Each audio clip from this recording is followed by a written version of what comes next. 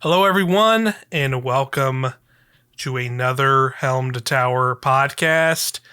We made it. We're here in the post Destiny 2 Lightfall world, and it's been an interesting week to say the least in the world of Destiny 2. And we're gonna talk about it. We're gonna talk about all that fun stuff. I'm Mike Burgess, the host here, and I'm also joined by Alex. Hello, Alex. How you doing? Hi. Hello. Excellent. Lightfall is out. We're now about a week from it coming out. We're about to start the second week of Season of the Defiance. So there'll be some more story stuff. We're recording it literally the day before that all drops, so we won't know that just yet. But I'm sure it'll be some.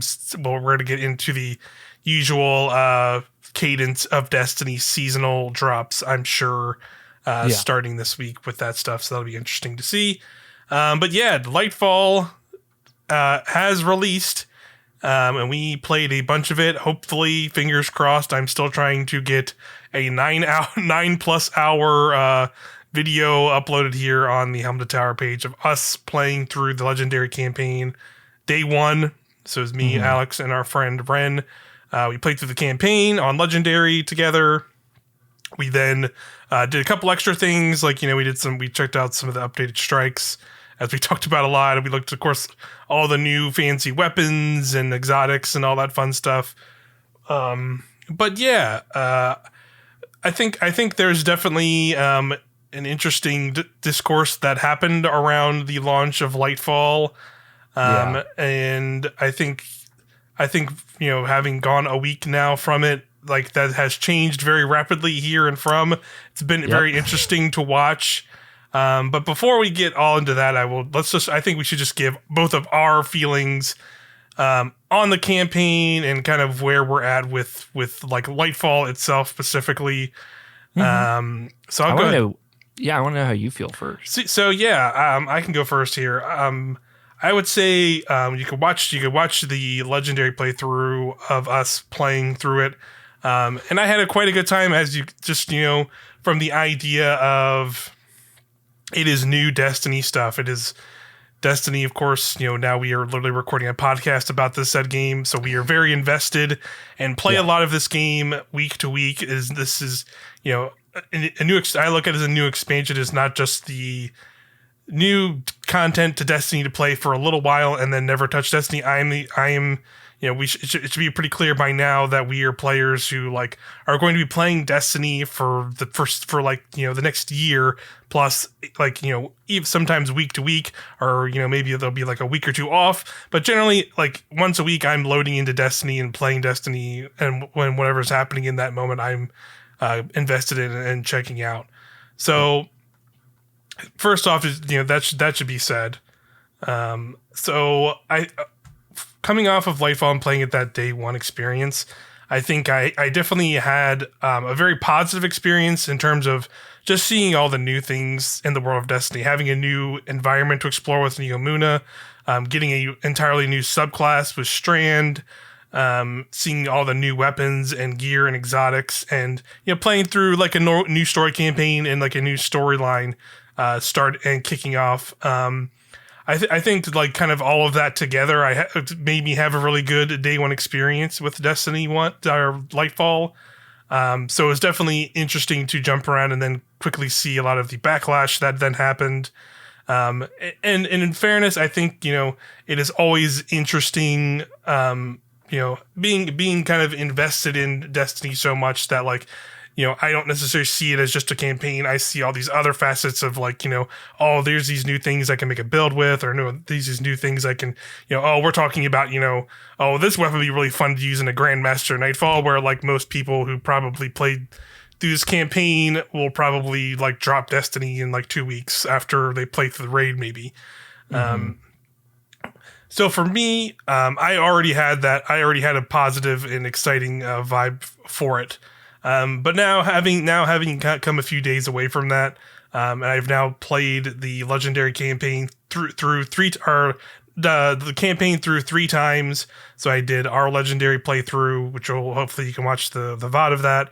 I did another campaign playthrough on my Warlock on Legendary, with two other friends from our group chat that we mainly play Destiny with, and then I played solo on just regular with my Titan because I wanted to just get the campaign over with so I could start doing some of the later stuff and start leveling to get higher up so I could kind of be out of the leveling grinding woes of Destiny sometimes sometimes can be involved in. So after doing that, I definitely came away definitely feeling a little bit more of the sentiments of the sort of disappointment from the storytelling aspects of the main campaign.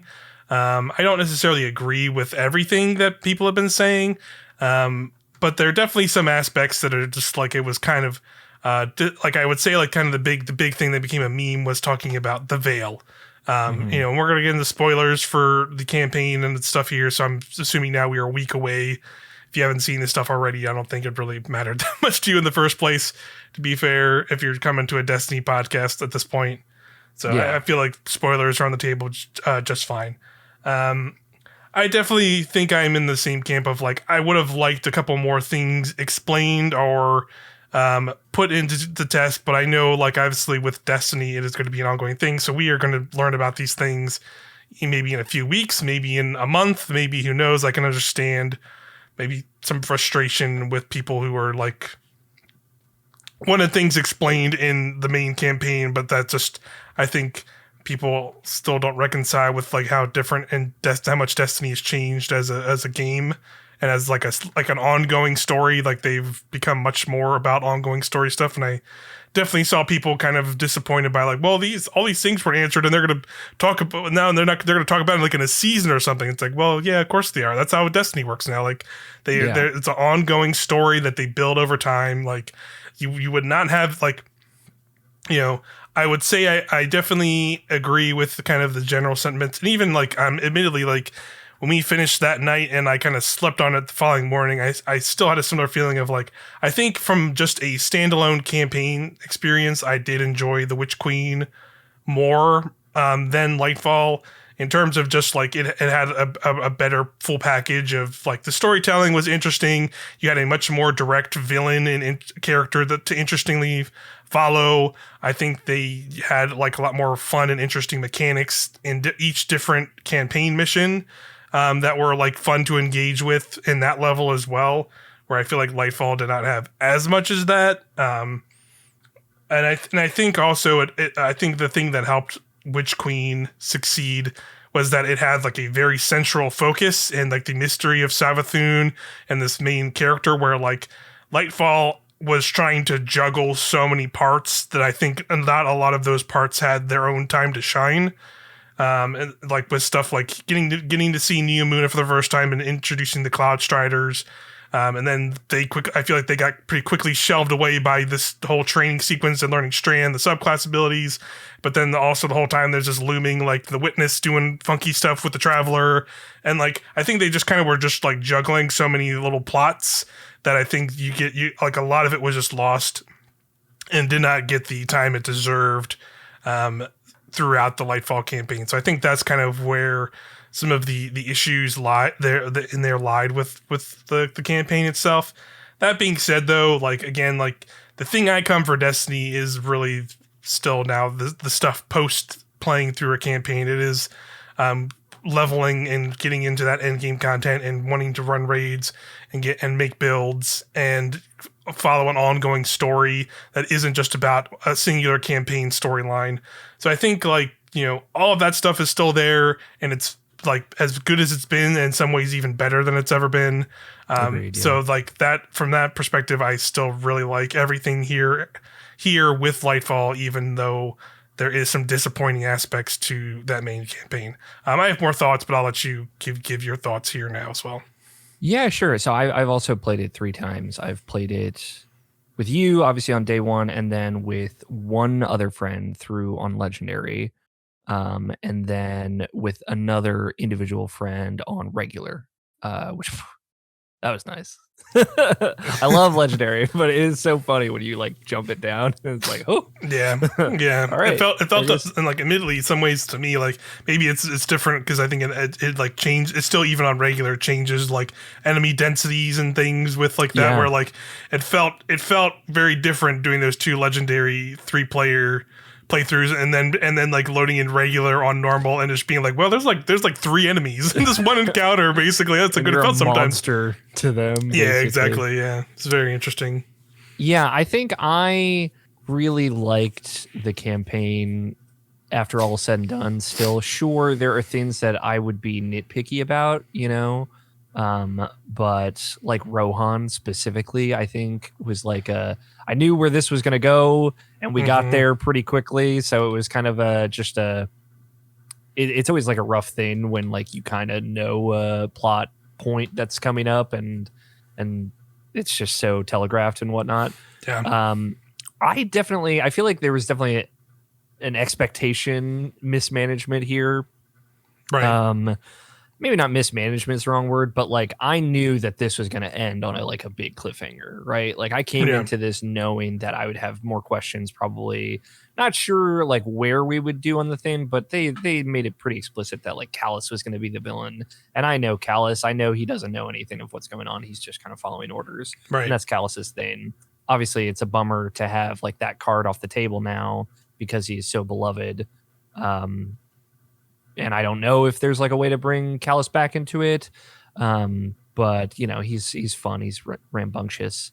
I liked the thematic storytelling. I know a lot of people don't like how much Strand was involved in everything, but I really was disappointed with how Stasis was introduced. So like this kind of felt like the first time that we got let's learn about the darkness. Let's actually talk through it. Let's figure out how we're doing it.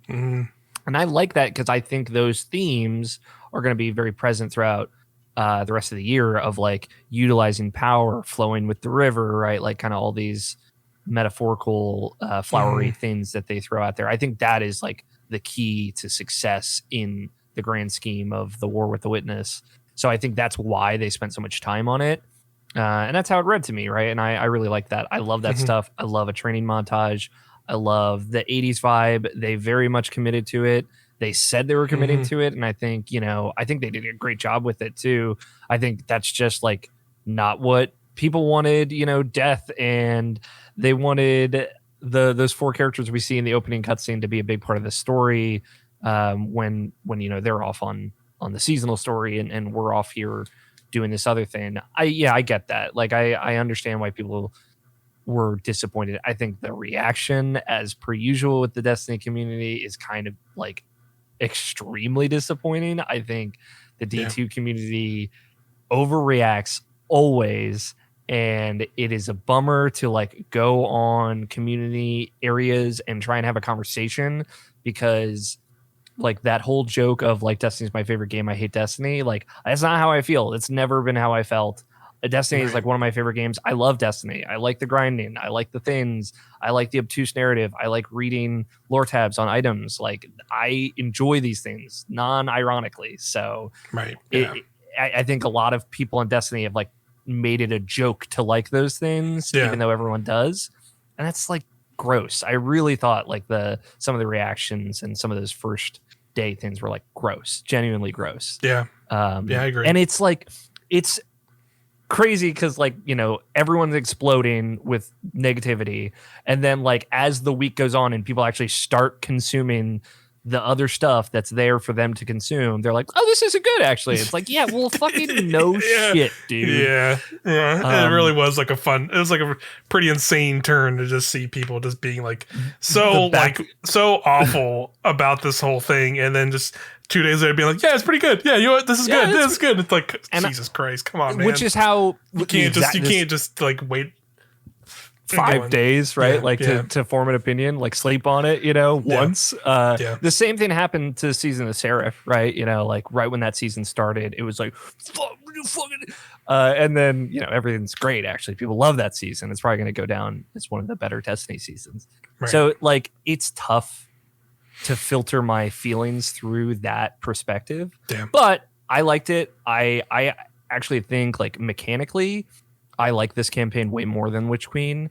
Mm-hmm. I really like the combat focus and the encounters. I thought they're really well designed. Like I'm a big fan of encounter design. If you go and check out my thoughts on God of War Ragnarok, one of my favorite improvements in that game over 2018 was like changes in encounter design, multiple layers in encounter design, and being able to Mm-hmm. do different things. And Strand lets you do that, and the way that they lay out encounters and missions and stuff in the Neomuna campaign lets you do that as well. So like those were Right. two huge pluses for me that made playing through it multiple times really, really fun. On top of the legendary changes that made it a little bit less of a slog to kill like a single red bar enemy, Yeah. which I appreciate. And it's still fun, still a challenge. And I will say, like, tormentors are maybe one of my favorite design enemies in any video game. They are so exhilarating to fight. They're Yeah. super fun. Really They're cool. terrifying. They feel like fighting guardians in a way that Hive Guardians never felt like, right? They will retreat behind a back line. They will target down a low health enemy, a low health one of you, stuff like Yeah. that I just think is so cool. So yeah, I really liked all that stuff. The post campaign stuff I think has been phenomenal, and really some of my favorite things that they've done for a while. The Veil stuff, I kind of knew. I think I said it in our stream of like, we're not going to find out what this thing is during this campaign. Yeah. I'm a diehard Kingdom Hearts fan, so like, if you got a MacGuffin that you want to keep a secret, you got my number basically. So it didn't bother me, and I know we'll figure it out, right? Like that's Yeah. kind of like I see the bigger picture too of like, okay, Season of Defiance has started, and we're already kind of getting into like prisoners and stuff. I know the next season's called Season of the Deep. There's like little bits of lore throughout the world and the campaign and fucking lost sectors that's like hinting at things and where we're going. So yeah, I'm seeing it as like this whole image of a story that's going to be happening for a long time. Yeah. And so it doesn't like disappoint me that we don't know what the Veil is right now, especially when it really feels like they're setting up a lot of things to happen in the raid. And I've said it before, right? I don't think you should judge a whole expansion without the raid, because especially more recently, they have like incorporated things into the raid in really clever ways that feel like post campaign, post story stuff. Yeah. But yeah, I'll say like the things that have disappointed me the most would be like, and I kind of saw this coming with how they were showing the destination, but Neomuna is not like the super vertical destination that I really wanted it to be. Yeah. It is more of just like another Destiny destination, which is good, and I think it's a very good one. And it does feel different, and I think it has some really cool locales and locations similar to Savathun's Throne World, and there's not like an underground to get lost in, which is really nice. But it is kind of just Europa or Savathun's Throne World or whatever, with nothing really on top. Yeah, it's three locations, each like three kind of major spots, and like one kind of your vendor spot. There's a lost sector in each one. There's already the thing that rotates to each sector each week. There's actually two things that rotate, or one rotates daily, one rotates weekly. It is kind of, it is very much in that cadence of Destiny stuff. That was kind of the thing that I personally felt like, that was the thing to me, where like why people were giving so much backlash to that kind of thing, and that's like totally 100% what I expected. Was just like, it was gonna be a couple zones, and there'll be some zones you can kind of go off in that are probably related to stories or some kind of quests. There'll be some cool lost sectors that have their own little vignettes in them, like. So like that's kind of what I was expecting. Like I did not expect it to be some kind of crazy vertical, like, I was and hoping, then like I think, but I kind of knew. Right. Like it's definitely hopeful that like, oh wow, you're gonna have much higher elevation in these areas than we've ever had before. But realistically, it's just like now they just kind of put you in sort of normalish looking Destiny areas, but also now you're like in the middle of like some skyscrapers, and you can kind of go above, but then like the ground level, you can't go back down to the ground level. Yeah, exactly. And then like The other thing, like the other thing with like that people like I saw people thinking that there was just going to be like NPC people walking around, and like I think you were just completely insane if you expected Yeah, that. I Like knew that that was was like going one to of those things. happen. It's like, come on, y'all, like that's they're not going to do that, and like especially when it's like the whole premise is like we're fighting a war with Yeah. this city, so people just be like, it feels barren. There's no people walking around. It's like, yeah, of course they're not going to put people walking around. Like it's still Destiny. Like, come on, like Yeah. this is not how it's going to work. The only the only other thing that I would say has been a disappointment for me so far, and it's not like a huge disappointment, it's just like a okay, this is underwhelming to what I would have wanted, are the weapons. Both the Season of Defiance weapons, which multiple are reskins as well, and obviously the Neo Moon weapons, which Yeah. are reskins of the moon weapons. I do appreciate that in lore they are reimagined moon weapons. Yeah, like there's like a lore tab. The strip just says like these are like refurbished from this place or something. From Yeah. Luna, from like a Luna stronghold. Yeah. Which I think I like that stuff. I know people think that's a cop out or whatever, but I actually really it's like fine. that stuff. And they're not terrible. It's just nothing has like grabbed me in the way that like, especially like the last couple of seasons have had like some bangers. And Risen has like some of my favorite guns in the whole game that I've been using throughout this expansion, right? Right. So that's a tough thing to hit. We still have a raid. We still have still some raid stuff, other things in the season as well. And I do think a lot of the exotics are really cool. So it's a give and take, not the end of the world. At least we have strand guns. I'm grateful for that. Yeah, we already got strand stuff. I will say the thing that kind of disappointed me, and that maybe again this comes from like maybe a sentiment of like a more like regular playing week to week player, but I am kind of disappointed that some of those human weapons are not craftable. They went back. They also disappointed. Yes, so basically for people unaware, like the destination, most of the Neomuna destination weapons are craftable. So it's like the stasis waveframe grenade launcher, there's like a hand cannon and a sniper and a pulse rifle handful of them are craftable, and a lot of them are, and they're relatively easy to come by so far from what I found. Like you can, especially if you're someone like me plays 3 characters, you can just replay the campaign, and those drops where you got them originally are still those same red border drops. So you can come out of the campaign with like 3 or 4 of the patterns already if you play on 3 characters, which is pretty nice.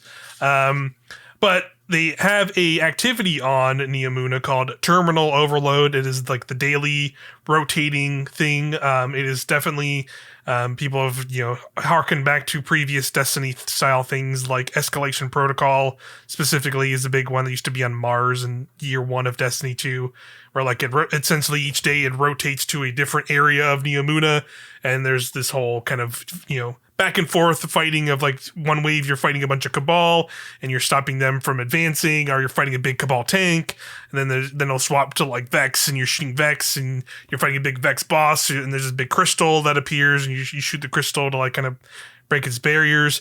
Each day there's a different weapon that'll drop specifically from that chest, and at least you guaranteed at least 1 from a completion of that. Sometimes if you're lucky you can get 2, so that's nice. You at least have a guaranteed way to get each one, but they made them not craftable, I guess because there was enough people that just pushed back on Wellspring, did not like the Wellspring drops, or did not like this, even though like that was the problem, was not that they were craftable, it was that you made the drop rates terrible.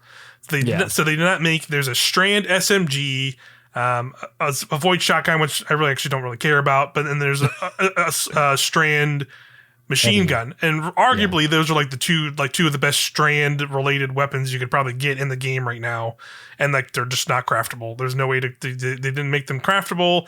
They now you're just beholden to random drops, and like it's weird because like ultimately, like there probably is a way to just play enough of that and get them, or you can do what people are just doing now and just fucking cheesing it and doing the thing where they open the 2 chests and you can zoom out of that area and zoom back on a Sparrow and get the chests again to try and get an extra drop of it.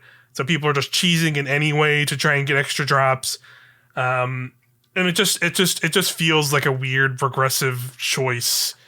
that Sure. like almost to the point where like even though I like playing that activity, I have no interest in playing that activity just because I don't want to sit there and in combat complete randomness in that form again, where I have to like try and be like, well, I got a roll and it has maybe one perk I like, but it doesn't have this perk or doesn't have this masterwork or this whatever. Like I just don't kind of want to do that again anymore. And with Destiny, which I know is like a weird thing to say because that is still like a very important DNA thing to Destiny, but like I think I've just become a person who likes having that deterministic route and likes, the progression to earning these weapons, even if that means I have to wait like 5 weeks on like a daily drop of a red border. Like I'd rather do that, man. Like I just don't want to sit there and just like mindlessly play this like weird public event activity that's completely RNG. It's completely up to like if you get lucky and you get into the arena and there's a bunch of people playing it, which like now is okay because it's new. It's a week after launch. There's gonna be somebody playing, but like if I try to do that again in like a month, or anybody who just decides try it later, like there's no one's gonna be playing that like next later in this even probably later in this season. Like it's just I just don't like that choice. Unfortunately, Yeah. it's a little The disappointing. nice thing is they can always go back and make them craftable, right? Yeah. So there could be like a resurgence. I appreciate that they're testing things out. Obviously, people really didn't like Wellspring because of the drop rates, which. Yeah, I mean, drop rates is always like a thing that I always feel weird about. Yeah. Like, like I'm pretty lucky with some things and super unlucky with other things, right? Right. So it's just the name of the game to some extent. So it's never super gotten under my skin. But like, yeah, people get super salty about red border drops. People get super salty about drop rates or running an activity for a single thing. Right. It's one of those things like you can't make everybody happy. Yeah. I am with you though. Ultimately, I do wish I could just get one red border a week of these or something, craft it over time. I'd be totally happy with that. Yeah. I like the activity like you said though, and I like it's mostly, the nightmare containment DNA kind of brought into this, where you even have like a load zone option for this activity specifically. Mm-hmm. I like that that's there. Obviously, there's a lot of people just not doing it right now, which is a bummer. That will change. We're in the Wild West right now. But so I think the changes they made to that format of public event is good. Yeah. But it is a thing of like, all right, but what if these were just craftable? Yeah, what if these are just craftable? And like also we know also that like, next season there will be a way to enhance weapons and essentially make them craftable, which like will solve that a little bit too, but it's just like, at that at this current moment it just felt like a really weird specific choice for these 3 weapons from this to just not be craftable. Like they could have literally chosen like any other weapon that they randomly threw into crafting, like, here's a random, hockey grenade launcher that is craftable for some reason. Like you could have just not put that in there if you were worried about having too many crafted weapons, because people were upset about having too many weapon crafting rolls to chase or whatever too.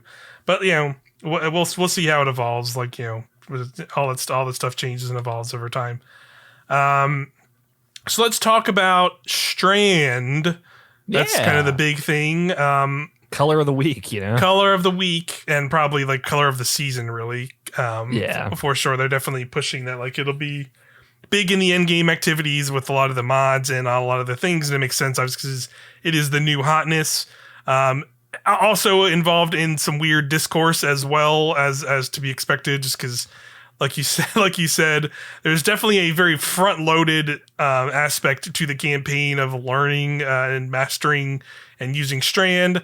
I will say I liked aspects of that, but there's also a part of me that would have, this is dream scenario of I would have liked maybe a campaign that was more dedicated on like a more thorough storyline, and then a separate thing that was us learning, like working with Osiris to learn Strand. Like if they were 2 separate entities, I think that would have been a better approach. But that's easier said than done, kind of thing. With what they're able to develop and stuff, I'm sure that's. Yeah, and I know like a lot of veteran players are going to be are frustrated with how much time is spent on Strand.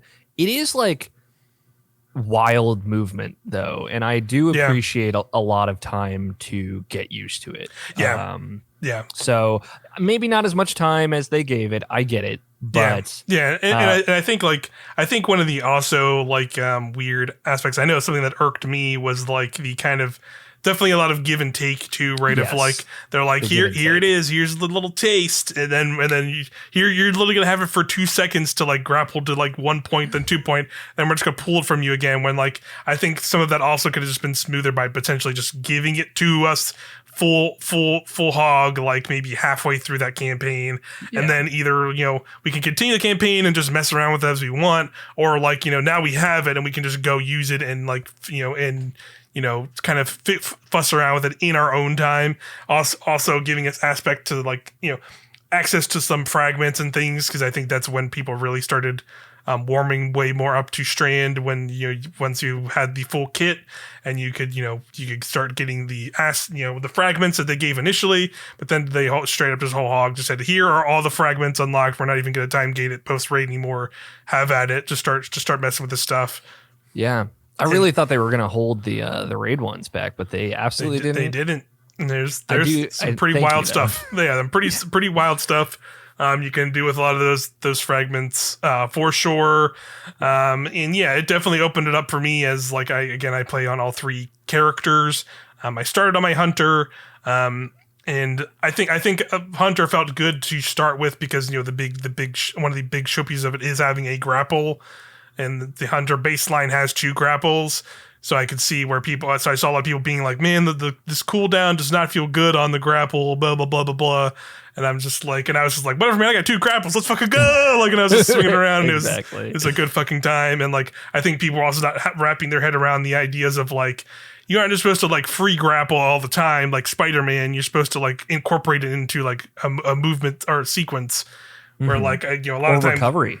Yes, or recovering, or just you have tangles and you're making a lot of tangles on the battlefield. Like, I think a lot of people's interactions just like grab it and chuck it as fast as you can. Where like actually it's way better used as like either a movement thing where you grab it and throw it and then grapple to it to like pull yourself into like the fray. That's like been super useful in a lot of scenarios. Or you just actually shoot it, because shooting it like has way more useful effects for you, especially when you get later fragments.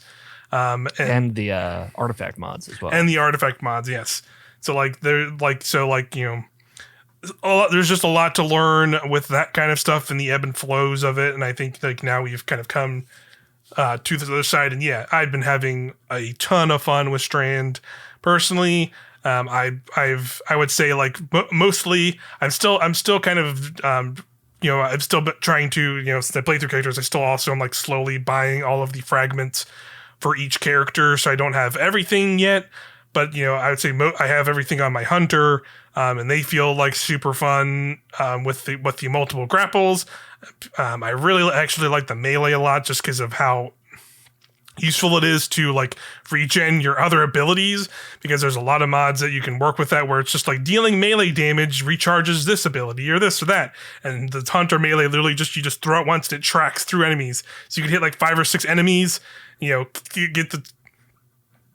the timing catch down, you almost have your melee back, and you probably have your either class ability or your melee ability or one of your grapples back already just through that. And of course with like a lot of the other build crafting changes, which we'll probably talk about later, that just like you have a lot of ability uptime.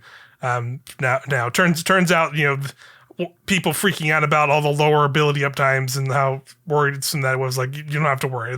It's like it's almost like just as insane as it was. Yeah, you really don't have to worry. This is absolutely going to get nerfed for sure, for sure.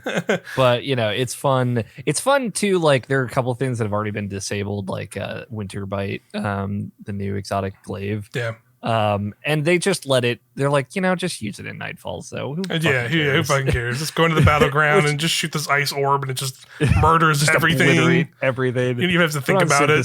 Just have fun, and I appreciate that. I think that they have taken the right tact with some of that stuff, and they did say like when it was the TWAB that was like, "Hey, we're gonna put out the rest of the Strand tonight," and they tweeted out like, "We will be watching to see if anything is going to cause issues for the day one raid." And it's like, Yep. yeah, I bet a lot's going Yeah. to cause issues. Yep. But yeah, I need the verdict, Mike. Is Strand Titan garbage? Strand Titan is not garbage. Yeah. I would say art potentially is like the best of the three in some aspects. To the point where like something might get nerfed and then people will complain about it because you know, Titan, they can't have Titan anything fun or whatever. But like that Titan is like super strong. That's actually like earlier today is mostly what I've been playing. Getting all my pinnacles done on my Titan, and I'm not using the Titan, the new legs, the Swarmer legs. They're not Swarmer. That's the Warlock. Yeah, they're like the Abeyant Leap is what it is actually. I think. Yes. Yeah. So I haven't been using that, but I've been using Armamentarium, which gives me 2 grenades. So I have 2 grapples also on my Titan. So I have 2 grenades, 2 grapples, 3 melee charges, and my barricade that shoots out the big suspend burst. A lot of fun. It's very frenetic. Combat you can get into with the Titan that I've been really enjoying. Yeah, just the having the grapple just is just a ton of fun to like move and traverse in Destiny in another way, and just like once you start really finessing it's just how like you can really incorporate it into cool movement styles of just getting that perfect one where like people have been figuring it out and I figured it out as well, like especially on the Titan, if you kind of grapple and kind of lightly swing yourself to like the side of it, you'll come out of it with like tons of momentum, and it triggers really well with the Titan like catapult, because I think like I know if I get it down as well on the Warlock jump, but I think on the Titan it just works a lot better because they have the catapult lift. They have more of a burst, and they have like a burst, so like you can it kind of just flows right into it in a really nice way. So I've done a lot of really fun stuff like that, where it's just like get a grapple and kind of get that momentum going, and like fly into a bunch of enemies, then land on the ground, slide, and then just burst my barricade and just watch all the dudes in front of me just suspend, and then I can just shoot blades at them, do big swipes, and I can do a swipe and one of the dudes suspended up. Killing with a melee gives me a bunch of my class ability energy back, then makes them into a tangle, then I shoot the tangle, and that bursts and blows everybody else up, and gives me and everybody around me woven mail. So it's just like, it's like a super fun, just like immediately super powerful like combination. The super, turns out you can still make a crazy punching super that is basically quote unquote just punching, extremely powerful because basically how it works is you can initially when you pop the super you can do like the big 2 blade like heavy attack, and it shoots these 2 big blasts forward, and they do pretty good damage, but they will also like, even if it's like it doesn't necessarily kill something, like higher tier enemies can get suspended by that blast.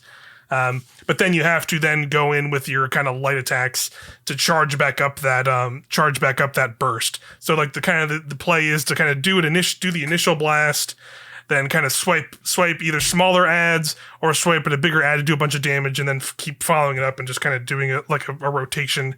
And you can melt a lot of bosses even in like a lot of current stuff, like even in like legendary tier content. I was doing like the battlegrounds where you're 5 levels under and just popping my super into and like chunking like whole chunks of like one of their bars on that boss in the current battleground pretty easily just with the super alone. So it's very strong. Titan is very fun. Hunter is very fun as well. Like I said, I really like the again having double grapples. Again, you have a lot of movement options. I like the suspending dive, which it felt a little funky in the campaign. I think maybe it's just something specific to the campaign, because post that I was having kind of no issues just popping those out. When I played with somebody else who's on Hunter, they also were having trouble activating that during the campaign. Post campaign, it was fine. Yeah. So maybe it's just something within the geometry of the campaign or something. I don't really know. But yeah, that's like a fun quick move, and it's just kind of like you can either grapple into it and like way out of the air and dive all the way down, or you can just have it be like a quick oh shit moment when you like come around a corner and there's a big unstoppable champion in your face. You're just like, oh shit, and just like quick do a dive into its face, and then you stun it up or something like that. Diving out of the grapple as well is just looks super cool. Yeah, it's very fun. The Warlock's the one I have had fun with, but I'm still like kind of going back and forth on the two kind of play styles that I'm seeing a lot of people quickly evolve into. I'm sure you've seen stuff as the resident like Warlock main. So be curious to hear what you see. But like I've seen people like go a little bit less away from doing a bunch of threadlings and more into like this like osteostriga threadling or osteostriga like suspending and like what is it, unraveling kind of combo where you like eat your grenade and then you can kind of suspend enemies as you murder them, and then like with the poison and unraveling, they will spread together to enemies, and you'll just have like crazy ad clear. So, kind of, what have you been doing though with your with the strand on Warlock so far? Yeah, I really like it. It's so fun. I've definitely like found each of the grenades can be made into a full play style that's really cool, and they're different, right? Like I was like, okay, where if I want to go full crazy broodweave mama duck to my little screed babies, I want to run threadling grenade, and obviously the new fragment that they released where it's like, do damage, get grenade energy, right? Which is turns out you can do a lot of damage. Yeah. I definitely started with the consume the shackle to get the suspending blast. I like that also translates to all weapons. Yeah, and that's and abilities too. Like you can just literally just like kill anything while you have that buff from eating that grenade, and it's just everything like does like a little suspend burst. So I was doing like eat the grapple grenade and then just go in with a glaive and just kind of pick them off one by one as I suspend them around me, which was super fun. But yeah, the threadling, just like crunch grenade, so you have your 5 perches, and then drop the rift, so you throw out 8 threadlings, and then melee unravel people from a distance, and then shoot the tangles that get made to make more threadlings kind of around you.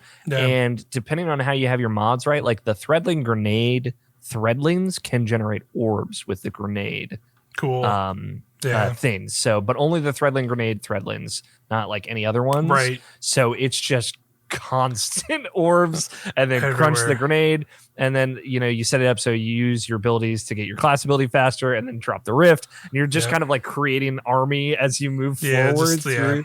That's cool. And that was super fun. And then our friend Nicole discovered that with the grapple melee, you can generate an orb for grapple for melee and an orb for grenade at the same time. Yep. So then I did like the grapple build of just like pull yourself into an encounter, drop a rift, shoot things, pull yourself to another encounter, drop a rift, and just make like pulling yourself into an encounter and then making a ton of extra dudes with woven mail, so you don't have to worry about dying. Yeah, just a ton of different ways that you can take threadlings, which I really like. You got to cool. Folks out there got to experiment some more, because there's some wild stuff you can do with the threadling grenade. Yeah, that's what I messed with a little bit before, but I did not. When I started kind of messing with Warlock, I've not gotten the chance to get all the fragments on them yet. So, but I definitely liked that quick loop though, of just like eating all the different ways you can eat a grenade and like have a bunch of stuff. So, I love that. I love those types of aspects, and I love that different grenades will give you different buffs. I think that's really cool. It's always been the same thing, right? In the past, where it's like, boom, devour, boom, heat rises, whatever, boom, arc soul. Now it's like, oh, this will give you this, and this will give you that, and I think that's so cool. I like that as well. Yeah, and the super is awesome. I think that it's not it's not as big damage super as I like. You can get it to do pretty good damage, which I'm happy with. But it's just feels so good. I love one shot supers. I just love popping it and then getting right back in the action, except there's an army around me now. It did. I would definitely use that a handful of times, and it felt super satisfying. It has a really nice animation and sound effect to it, where you you just go up and you just hear, and it just does this big burst. The darts just look so cool. It just has that cool kind of like slow rise. It just looks really cool and feels like good to pull off. Across the board. I'll say the hunter super as well is, oh my god, that thing. It's broken right now. It's broken because of Star Eater scale. So I'm curious if like they should really just like maybe just bring Star Eater scales down again, but I don't know if they'll do They that. did already. Is the thing? Yeah, we did a Riven yesterday. Cheesed it just because we had done all of Last Witch by the time we got there. And yeah, that's Star Eater Hunter. We had 3 of them, and I think they just did it all on their own. Yeah, and and that's the thing. Like as it currently is, like, and I think it's like Asdacross had a video on the damage, and currently it's like it's showing it's showing like a particular damage amount, but then when you actually look at the bar, it's like lower, so it's actually technically doing more damage than I think it's supposed to be doing right now. So it's definitely bugged, but it still feels really fun. Like it is one of those things where like I now that I've seen it from a separate perspective, it doesn't look as nuts, but I think it was when I was playing and you see the hunter do like the spin, like the big spin heavy attack. It like encompasses like your entire screen when you do it on like in your thing. So I just thought like it was like insanely massive, and it feels insanely massive, and it still kind of is. But like it's still pretty big. It's still pretty big, but I'll say like it seems like it is not as broken as like I remember like there's a time where Chaos Reach could like hit people through walls and shit. Yeah. Where like I definitely have noticed like you do that big heavy, it's like enemies behind like a box or something, and even if it goes through it, it's not really hitting them. So it seems they've at least considered that outdone with that, because it is like insanely massive range. And another fun thing with the Hunter Super is you might have this in the Titan one too. Actually in the Titan one you don't have this, because if you hit the your grenade button, it does like a heavy attack. But in the Hunter Super you have infinite grapples, so you can just like and dodges. Yeah. Well, the dodge consumes your super. I don't think the grapple consumes your super.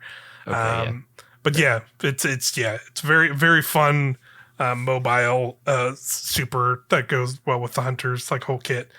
But yeah, I like Strand a lot. Even at this baseline, I'm still having a ton of fun like figuring out and messing with builds. There's a couple other things I want to try that I haven't. Once I'm kind of more focused on the power grind, and I want to get to like a comfortable level where I'm decently powered, because then it'll be easier to just go back and infuse all the stuff that I want to like bring up and start messing with.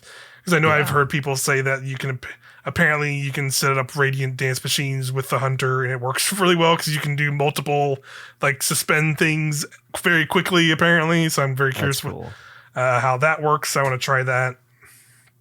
I think there's something else with the Warlock as well, but I'm blanking on maybe what it was.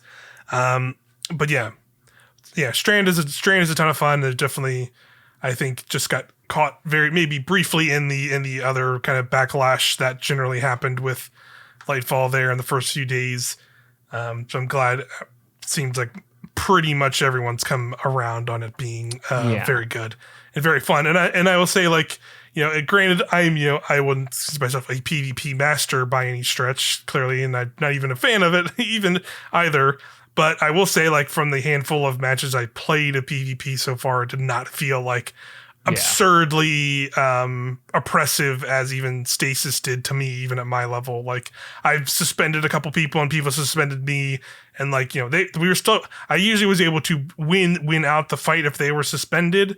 But like I could at least, I was getting shot at and hit by them in suspense. It seems like it's not like outright, a full counter to full on, like, you are just absolutely boned if you're suspended compared to being frozen. So unlike PvE, where when you suspend nerds, you bully them. Yeah, absolutely. You're just watching a poor like single enemy just like stuck there for 20 minutes, especially with that new that's up that fragment that like just increases it. Second suspend or whatever. Yep. I remember doing the legendary campaign with and like thinking of how like very tough it was to fight those tormentors the first time around in that Callus fight, and then turning around to that, it was very much like we are just full on bullying these tormentors because they'll just come up to us, you just suspend him, and he's just stuck up there, and we could have like done like 2 laps around the whole arena before it even gotten down. Like I was saying, it's like we were playing with Nicole.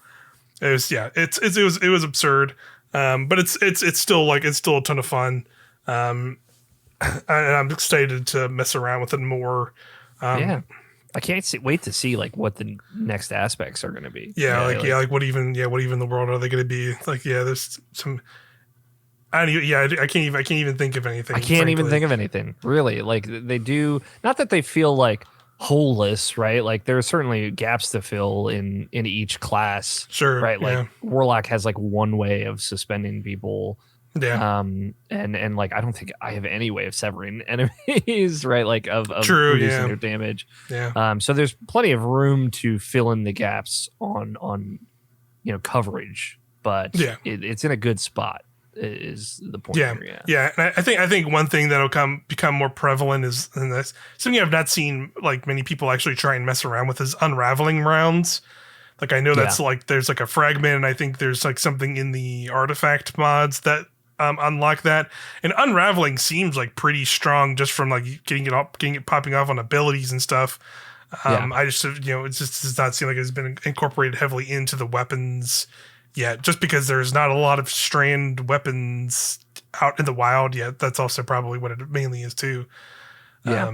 So It's a cool it's it's a cool. cool debuff with the little, needles that do damage, right? They're not Yeah, oppressively overpowered, but yeah, they help you chip down bigger guys yeah. pretty well. It helps with that kind of stuff. And same way like a poison or like a the Siva outbreak does. So I think it could be really cool. It's just there's just not a lot of weapons to utilize it with well. Hmm. So that'll definitely be the big factor of it, I think, Yeah. in a while. So yeah, the other thing we can start talking about, which is like more, I want to talk about some post campaign stuff because this definitely Yeah. is really where, I think again the sentiment for Lightfall started turning very very quickly for some folks in the community, and I would say even a little bit myself of just like even though I did enjoy the campaign to an extent and I would say just like playing some of this stuff was a lot it was just really good stuff even Yeah. but outside of if it was even not attached to this I would consider it probably very good. Mainly like I think like kind of probably the first one a lot of people did or at least what the first one I did was the exotic mission for the machine gun Yeah. where you Deterministic chaos mission. Yeah. where you go and essentially play through the entirety of the Garden of Salvation raid backwards, or at least like run through the environment of it, Yeah. which was super cool. Yeah. I was really surprised too. Like it's one of those things of you have all these places and things like that. Like let's utilize them. Let's go to the garden. Let's see these raid scenarios. I know like people were bummed. Some people were bummed about like the reuse of mechanics, raid mechanics in the Seraph Shield mission, right? But it's like, no, you have this stuff. Like use it. Like I don't care if it's like reused, even though that's not the word I would use. It's more of like kind of reintroducing or repurposing those mechanics and using them again. So like seeing the Black Garden, seeing like this is a place we've been to since like D1, right? So it's like it's got a lot of history there. Seeing like Nimbus there is like, oh, there's a person there, It's like I know they're only there for a little bit, but it's cool and I like Nimbus a lot. So it was like cool and connecting that to Rohan, connecting that to the original D1 campaign. So cool. I know it's tied up with the Veil, so of course everyone has to be butthurt about it. But I think they did it well. I think they utilized that space well. It's a fun mission. Again, just like the trickle of the lore is always like some of my favorite stuff. It's why the seasons I think succeed. So being able to trickle that out while also like, hey, we're in the garden, we're doing this thing, we're learning about different factions of Taken, perhaps like learning about Nezarek, who I'm sure we got to talk about at some point. So yeah, I really like that one, and I'll say like on the record of when we did Witch Queen, the epilogue exotic mission, which is how I kind of phrased it for Parasite, was like some of my favorite stuff in that whole campaign, and that was after the campaign as well, where you do the other strike and it has you go to all the lost sectors. They basically did 3 of those for Lightfall, which I was like, hell yes, more of this, please. Yeah, I'm with you. Like there's definitely parts of it that I think I would have liked to have seen a little bit more in the in the main campaign, at least as far as like I think specifically of like the Cloud Strider stuff, Yeah. where I think as much as I do like them both, I think the like you said, Rohan was like a little bit tropey. Hmm. Nimbus, I think, was they were an interesting character, and I think that having them be a part of Destiny in the future, I think could be very Yes. interesting. And I think I just think I really would have liked something in that base campaign that was just like earlier on would have been like a mission where we just spent time with them in terms Yeah. of like this is this is why this is how important the stakes are to them in the city, and we didn't really get that till a tiny bit in this mission, right, where we had Rohan sacrifice himself in the campaign, and then we had Nimbus finally trying to have a moment of like grief and like solidarity for their kind of mentor. Yeah, we get more of an emotional spectrum from them, right? Like, Yeah, as opposed to cheering us on and being our buddy. And that's the thing. Like, I see Nimbus as like a character that's going to be around for a while, right? So yeah, I am not like, I'm happy about having like, we have plenty of dourly serious characters in the Destiny right, universe. yeah, So I'm happy about having another one that's like fun, that's going to be tied into the story, right? Like yeah, literally the season is like Crow, Mara, and Mithrax, who are three of my favorite characters, but you want some dour emo characters, like boom, we yeah, got you. yeah, They're So going in I on it. appreciate the contrast, I like Nimbus and those things. The people that don't like Nimbus, sure, whatever. Right. But I do agree of like it is better. I appreciate getting more character development for Nimbus and like the Yeah. history of the Cloud Striders, right? We learn Yeah. about these kind of 5 individual Cloud Striders as we're doing the post campaign quests, including the first Cloud Strider. Yeah, the very first one, and it was really cool, and just like having having a little bit of the like there is a little bit of being in the environments and seeing the storytelling of just like once you complete the campaign, you go into the Hall of Heroes to like start the campaign mission where it's like they lay the Cloud Striders to rest, and you just see this massive room with basically like gravestones for all of them. You're just like, holy crap! Like that was like a moment of like, this is how long they've had these Cloud Striders enacted in here in Iamuna, and how many there've been. And it's just like an entire room, and it's like this is how many they've gone through, and it's like clearly like a big thing for Iamuna. But I think like it would have been nice to just have a little bit more of that like talked about in the campaign. And I guess it probably didn't happen because of they kind of very much treat the campaign as just like very like we got this task, we gotta go, and it's just like, Yeah. wait, I want to hang out in the city, like come on, just like a tiny bit of that would have been nice. Sure. But regardless, I still think yes, like the mission for that exotic was really awesome for the machine gun.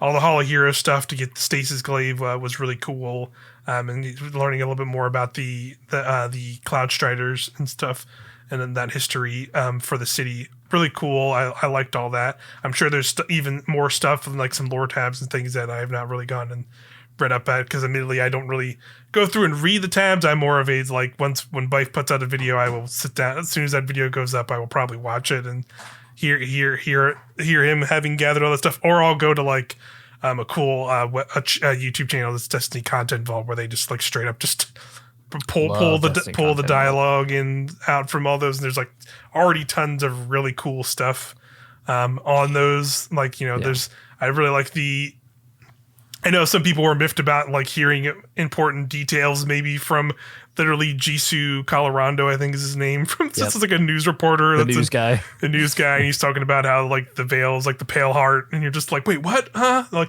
just randomly in like some dialogue somewhere when you're walking around Iamuna, and just I still think it's like it adds like an extra little character to Iamuna as a place to have like Correct.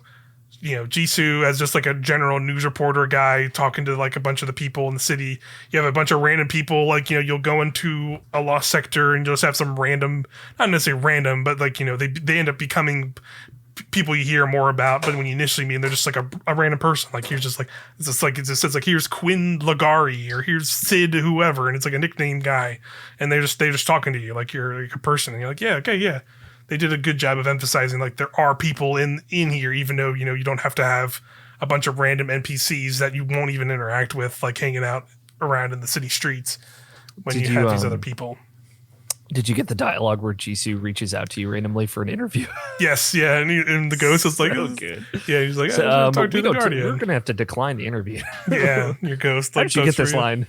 It's pretty funny. I liked Yeah. his interaction. He talks to Keitel and one of the like this little like radio you can go to. He talks Yes. to Keitel, and Keitel's just like, we're honorable people. We don't deal with this shit. And it's just like it's pretty funny because Yes. how straight laced. I would have come to Seoul to conquer under different circumstances. Yeah, it's pretty Very good. good. Yeah. So yeah, there's tons of little stuff like that. There's a couple other things like I really like what seemingly is going to be like the weekly mission that we're going to do on Neomuna called the partition mission, because there's one that's this week. It's called Reset, but from the Triumphs looks like there's going to be 2 different ones. It looks like it'll rotate each week. I'm guessing that like rotates with the Vex zone. Since you're going to the Vex network, the one this week is so much fun, where it's literally just like these big sparrow like racing, essentially like pathways you're racing down to get to these points where you got to defuse a bomb, and they're just like very fast paced and like very fun. Like, reminds you of like Tron light cycle like sequences where you're like zooming around. F-Zero stage. Or F-Zero stage, and you're hitting like boost pads. And there's Boost tons of pads like was a good check. Yeah. Good bonus. Yeah, and there's like tons of cool little lore secrets in those too, where you have, Nimbus and Osiris talking about how Maya Sundaresh was like the founder of Neomuna, and then you also, if you can find the right corner, you can see a certain Asher Mir like it's digitally like hands up like like they just like warps and digitize clearly, like they've been setting that up for a little while now. Now to see it more directly was really cool. Yeah, so cool. Such good touches. Yeah. All the Vex stuff I thought has been so good as well. I love that. I really, again, I think we'll get more into some raid speculation soon here once we get past like stuff that's in. But I really hope there's maybe a Vex aspect to that raid as well. That'd be really cool. Seems like it. Yeah. Seems like there's definitely a possibility. It definitely also seems like that from like, again, we won't get into like data mine spoilery stuff, but there seems like a later in the season exotic quest that also might be related to some of that could be really really cool, with a cool exotic tied to it, with a potentially very cool exotic that you can get from it without saying too much. Yeah. But just know that your comments have been heard. That's all I'm going to say. Well, yes, we hope those comments have been heard indeed. For that copium. But yeah, that partition mission probably is like one of my favorite weekly things. Yeah, especially coming off of like preservation, which like preservation is fine. Like I get that, like it's just long, and you're like doing the same thing each week, so it's just like, all right, we're doing this. We're just doing this again. We're watching this. We're defending the payload again, I guess. Yeah, these feel more akin to from Season of the Splicer. What are they called? I think they were called Sever missions or something else. Sever was Season of the Haunted. There was some Vexy word for going into a computer. Yeah, I know what you're talking about. There was like a weekly and mission. Those were nice and like 5-minute. They're like super. They're super like essentially like very pseudo the other mission that you can do post. Well, it's in the campaign, but then you can do like a time trial version of it called Headlong. Yeah. Which I definitely saw people like not solo legendary. That mission seems like a pretty rough time. But I'll say is even with 3 of us in that campaign, it was a little tricky. But I will say like I went in post the legendary campaign with Jake and Nicole in our friend group. We were like, man, getting platinum time trial, this is going to be impossible. But let's just try it. And then like it took us like 3 tries. It's actually like super easy because it's not legendary difficulty. It's just normal like difficulty. So you can over level it. Yeah, and we just zoomed through it and like did it like on like 2 or 3 tries. But it's very fun though, because just like it very much has that vibe of the. If you play Titanfall 2 and has that opening mission where you can like do this little like kind of speed runny thing, it very much feels like that. And like once you get it down and you get the strand grappling down and all that stuff, it feels very fun. Yeah, when you get it like right, it just feels great. The other Vex mission that we were just talking about with the Asher Mirror clone and all that. Partition. partition. Yeah, there's also like a triumph for beating that in like under 7 minutes or whatever, Nice. which is nice. It's like gives you an idea of like this isn't going to be this is a pinnacle every week, and it isn't going to be a huge time sink. And it'll be like a different, like at least like it'll rotate through a couple missions each week. Yeah, so very reminiscent of the Beyond Light Exo training ground missions. Yeah, I like it a whole lot. Let's see what else. There's a couple more things. We checked a lot of boxes here. Yeah, we checked a lot of boxes. I will say, let's talk about the actual season, the first week of the season. Yeah. Season of Defiance started. We talked about it a little bit already. But yeah, like they kind of pitched it is like, it is the war on two fronts. So you have the Neomuna Lightfall campaign, but then you have Season of Defiance is now like, at the start, the Witness showed up to Earth and took the Traveler. And now, it is basically has an assault on Earth, and there's a bunch of pyramid structures all over Earth. So you do kind of the initial stuff right there, where like now Marasov is helping us basically combat all that stuff alongside a bunch of like a very eclectic cast, I would say, for the season, where you have great group. You said it's Mithrax is here, but also Devrim Kay and Amanda Holiday, our and boy Crow. Devrim. that was quite the thing where you like. Petra is the last one. Petra Venge. Oh yeah, she'll be in at some point. She's not in this like week, but she will be a part of the story. Cool. Yeah, great cast. Love it. Yeah, Mara and Mithrax talking is like what I've always wanted. Yeah, it's very interesting. Yeah, doing that like initial start where you go back to Destiny 2 Year 1 farm, which is really nice. I thought it was really fun. Really good touch. Yeah. And now it's all like war torn and blown up. They just straight up blew up the soccer field. Brutal monsters. Monsters. You have to take them down. But yeah, then you meet Mara, who's like charging a spirit bomb or some shit in the tower and the farm. You're just like, oh shit, okay. I guess she's putting up like some protection field or something. She's channeling her Queen's Guard, her energy, which is cool. Love being the Queen's Guard. I love her knighting you at the end of the first seasonal story. At the end of that mission there, it's really neat. And that battleground on the EDZ is like a banger of a battleground. It's like cooler than some of the strikes, like just normal strikes that are in that game right now. It's like really neat because you basically kind of fight through a section of the EDZ that's like now has like all these pyramid structures on it, and there's a big dark cabal, shadow cabal invading force. But then you eventually go into the ascendant plane on Earth, which is cool. And then you go through this big crazy taken zone, and then into a pyramid structure, and you're like infiltrating that pyramid structure through the ascendant plane, and then you like go back into it, and you fight the meatball from Destiny 2 Forsaken Days, and then you also have this big cool final battle in this like cabal fight where you like are straight up like going to these zones and creating protective barrier zones when you're in this weird darkness haze or whatever. But yeah, super cool battleground of all things. It's like very surprising. Just like, dang, this is like feels a little different than the ones we've had already, and like it feels just cool. I really liked it. Did you look at where all the other ones take place in the triumphs? I've seen some of the pictures on the press site, so I know there's 2 more. I saw I think next week's I know is like the Cosmodrome one, I believe. Yeah. And then there's another one that looks like, at least from those images, and I guess spoilers for whatever, but it looks like it's in space. Like we're like going in space. It's referred to in the triumphs as the orbital prison. Okay, sick. Right? Like, sign me up. Yeah, because I definitely saw pictures of it. It looked really cool because you're like, I haven't seen any pictures. Yeah, there's a couple, not too many, but it shows like a bunch of asteroids and like destroyed Cabal like Shadow Legion ships. So it looks like you're gonna be like jumping up to this big facility. Like, I presume it's an enemy prison. Yeah, because ours is Prison of Elders, and that's whatever.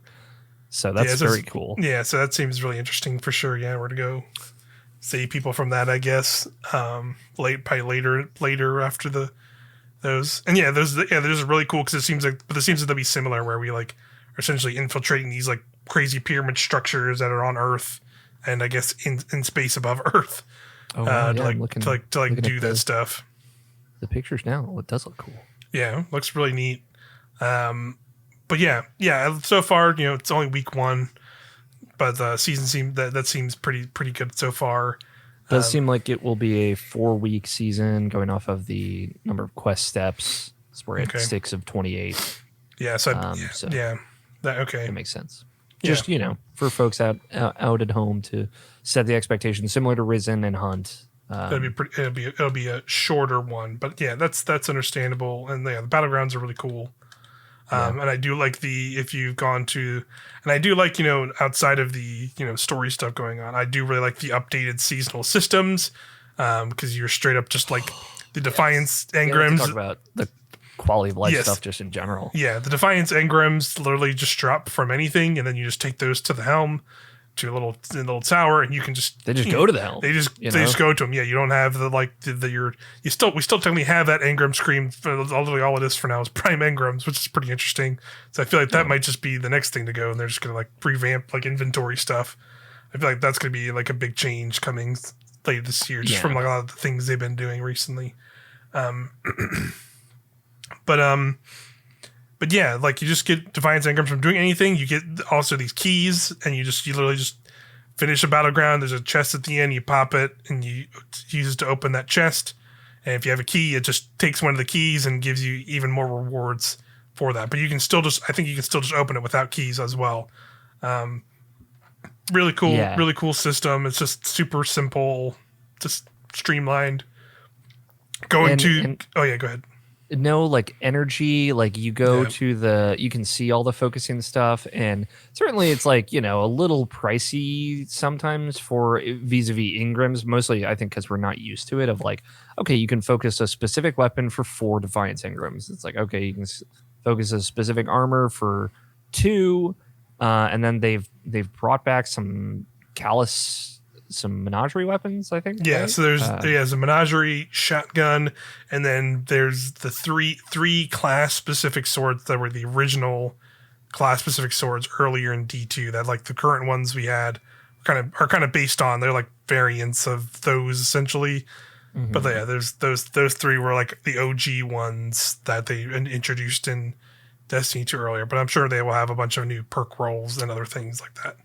But again, like you can stack engrams in a way that you want. Like if you want to just grind a ton this week, and then stack like 48 engrams, and then when next week or the week after, when weapon focusing is up, it's like, cool, now you are ready to focus some guns. Yeah, I'll tell you that much. So you can just bank it out. Yeah.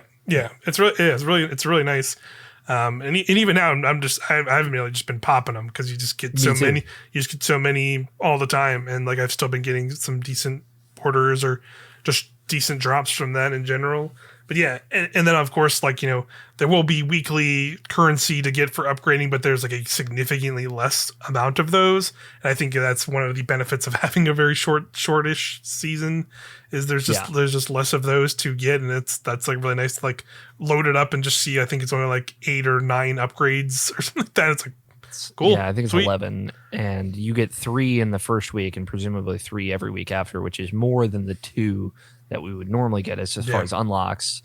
That's great. And some of them are just like, hey, get juiced during Defiance Battlegrounds, because they that the whole extra thing that I actually really like is you're essentially like creating power-ups, like like how you could get some in Dares of Eternity in these, and you can just have those drop, and then you get like a bunch of crazy super recharge on your fully recharge your melee or some other ability. It's cool.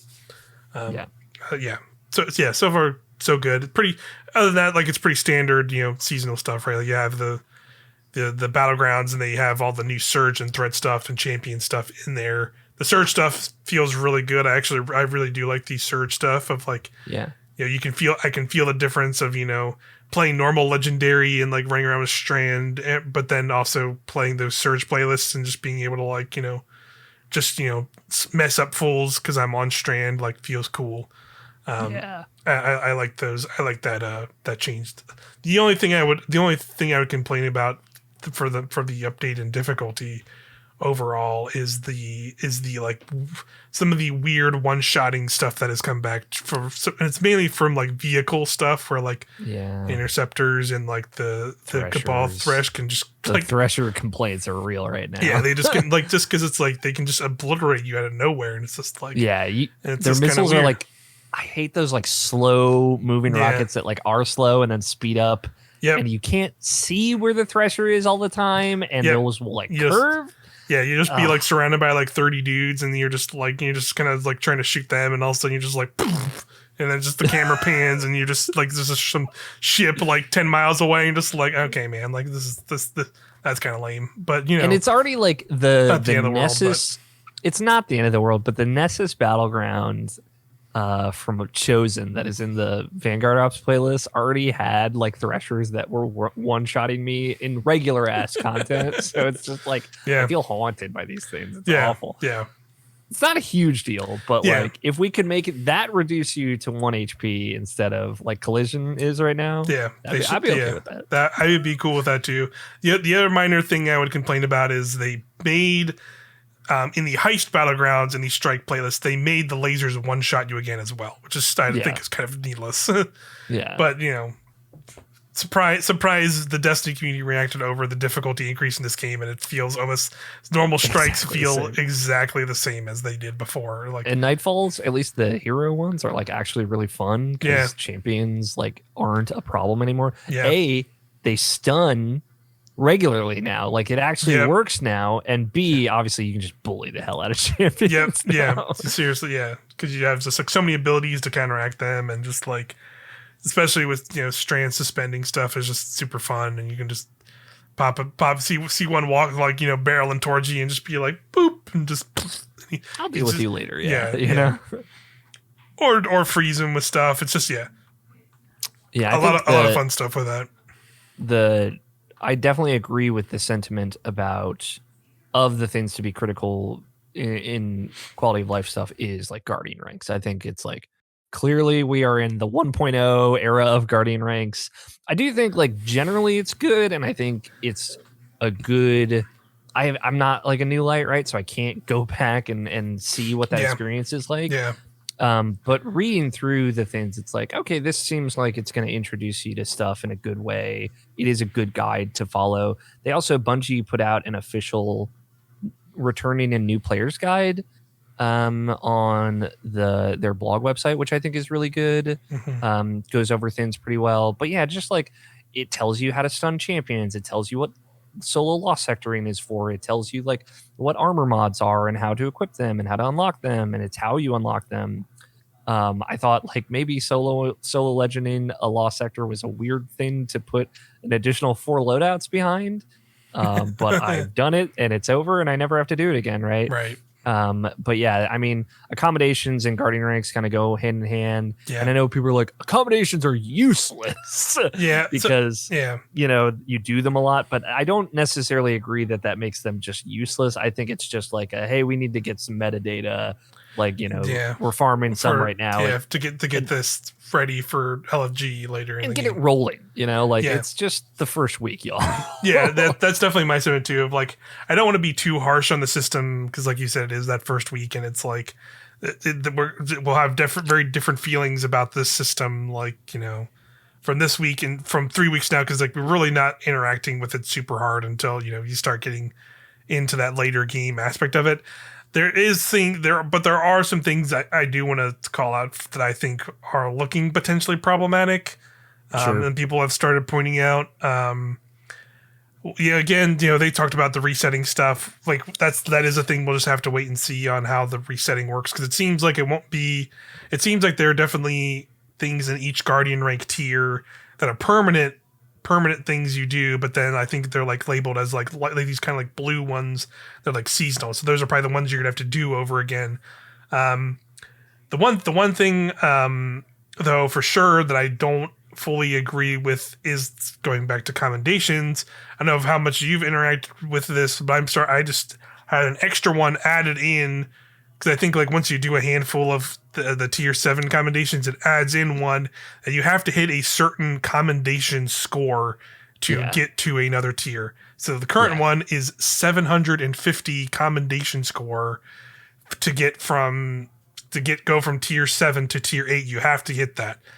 I don't like that. Yeah, I don't like that either. Did you hear that to get to tier 11, you have to have a 5,000 accommodation score? That was my fear of like if this is going to be a thing, especially like that seems like a terrible way to try and I incorporate that kind of style of system to like reward players for doing good things in the game because like as soon as you do something like that, people are just going to find the way to abuse it and I'm pretty sure I already saw something about people going to Last Wish and like putting in a code and then just like that takes you to some encounter that immediately wipes you and then you can just farm, but you can farm commendation scores or commendations via that.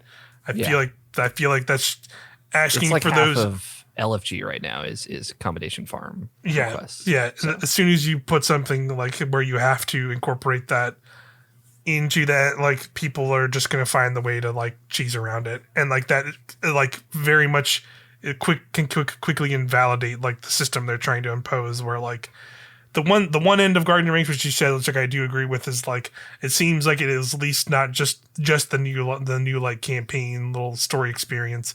Now there is a thing next with alongside that to complement that to have a better on ramp into higher tier content in Destiny, which I think was very much needed. And I think like you said, like at least gives you like some direction with that stuff. And I'd be curious to hear from people like if this does actually help or not. And they'll definitely have to just kind of wait and see because like you said, we can't just like erase our memories of thousands of hours of playing this game. Like, it's just how it's gonna work. I was playing like a strike with like a rank 4 who was doing stuff. Yeah, I saw rank 2 earlier today in a battleground. I was like, oh yeah, look at that. That's neat. But yeah, but then there's the other end of this where it is supposed to be this grind, like an extra step to a grind to like show you have accomplished a lot of stuff in the game. I think if it is locked behind these weird commendation scores, I think that again it'll just immediately go to people just trying to farm this thing and do some cheesy exploit like they're doing now with this Riven thing to boost that, which kind of invalidates that because as soon as I see if I see some person who's like a hap in the tower today, even like in the next few weeks, and I see some person that's already like tier 10 or something crazy, like I know like that's like they spent like hours just farming that score and some weird LFG group that just like completely invalidates that to make that even like feel like a meaningful thing.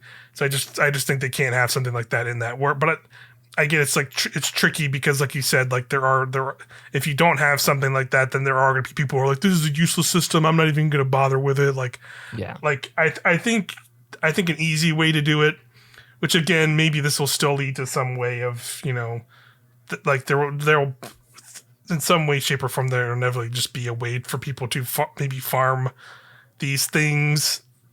But I personally think what I thought immediately was happening. I think would be a cool way to do it is to like tie it a little bit more to rewards, and that like if you receive like a handful of commendations, that will like maybe reward you like an extra Vanguard engram in like a strike playlist because they are like specific to activities and stuff. So there are like strike ones, and I think strike and battleground ones are the same for those playlists. But then like Crucible and like Gambit, I think have their own ones. Then like Trials and Raids and Dungeons all have their own things. So I think like, cool. Yeah, I do like that. But I think like they should figure out a way to maybe tie something else than just like an arbitrary score or number you have to hit, which will then let you get to some higher tier of Guardian rank when that just does not sound like an interesting thing to achieve to show like off my Guardian rank or whatever. Yeah. And it is like, I think Dado pointed this out in his video, of like it is weird to be like we're both like 2,000 plus hours into this game and we're both level 6, right? Like it's just like right now it is not the deterministic factor of like, oh, this is a good read on how much this person has played just because everyone is at the same spot. This is just like all of it though, and I do agree and like there's like Pinnacle tied to getting 20 accommodations in a week or whatever from Yeah, Hawthorne or yeah, something, that's which dumb as people are well. upset about. Of course, it's just a thing like these specific kinds of systems you just got to throw out there into the Yeah, wild. Like you have to it's like just a thing yeah, people got to build tear to upon. pieces, so you can, you know, play test and kind of get an idea of where it needs to Yeah, go. get it. See how people are using it. See why they Yeah. want to use it. See if it's if they do find if it's a system that people are just going to immediately abuse. How do we work around that? Yeah, yeah, for sure.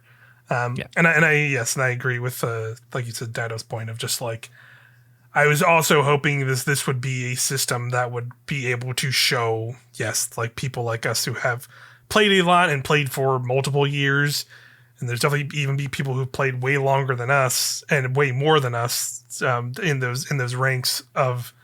I was kind of hoping there would be a little bit of that like in there some way, like that would also be a big bummer in terms of like not just even that like going legacy past beyond this, but even just the idea of like if I did the work to get to Guardian rank 11 during Season of Defiance, and then it resets to Guardian rank 6 next season in Season of the Deep, and like there's like real no indication that I did the work even just to get to rank 11 Bass season, like that's an immediate failure in my opinion. Like if there's just nothing, you know what I mean? Like Yeah. all I like sure I could put the title on, but like you know relatively easy to get titles, and especially in seasons nowadays.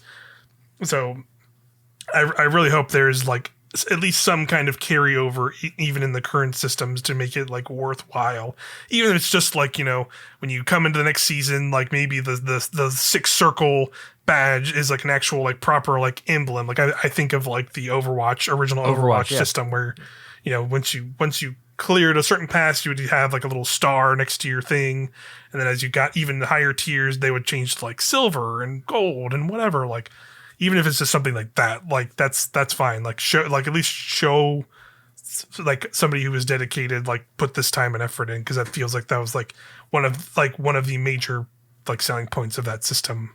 On top of like onboarding new players, there was also a system to show like how good of a player you are, or how dedicated or how knowledgeable you can be about things. So Yeah. Totally.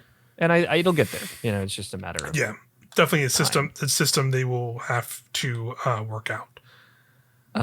Also, we should talk about a system that is objectively great, and has like so minor few flaws in it, and that's loadouts, baby. Yeah, Loadouts are yeah, yeah, here. yeah, yeah, yeah. Okay, yeah, Loadouts that's a are good call. Yeah, so loadouts nice. loadouts are fantastic. Especially They which work, they you work know? they work pretty well. It took me a minute to head it up around. Granted, it might be different on PC, but I've having to do the D-pad shuffle to get like little icons and the names and Yeah. presets. But like that feels like a thing that's like will probably be a little temporary. I would not be surprised if like a few months from now we can just like have the custom names in or something. Excuse me, or something like that in there. Like I feel like that could be something very simple to do at some point. But yeah, I like it a lot too. I've already saved a couple. I did see the strat people have found where you can basically put in like filler weapons, like pull like some collection weapons and put them in the weapon slots, like save it and delete them, and then that leaves those as like essentially blank spots in the loadout.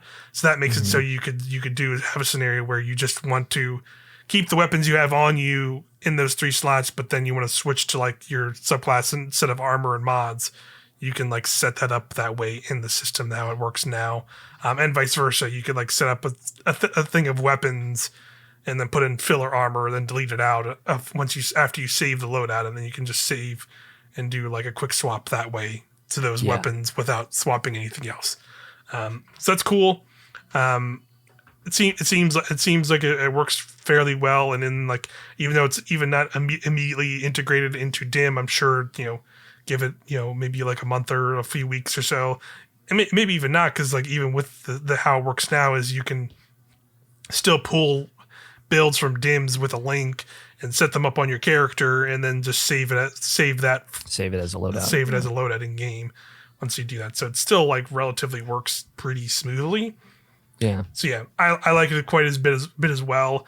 I definitely reach the point where I will have like a saved probably loadout for each the subclass. subclasses and stuff. I've not, That's what I have set. Yeah. yeah, I've not gotten that far yet, just because we're still in the power grind. And once Yeah. we're done the power grind, I will probably do like a whole kind of refit of a lot of armor and stuff in general, just because the whole new build crafting system. We should talk about that a little bit as well. Hmm. I would say overall, yeah, loadout system are good, and overall I do like the new build crafting system, The mods the and armor stuff. Yeah. charge system, and the mods, because they essentially kind of simplified elemental wells and orbs of lights into like a single set of mods.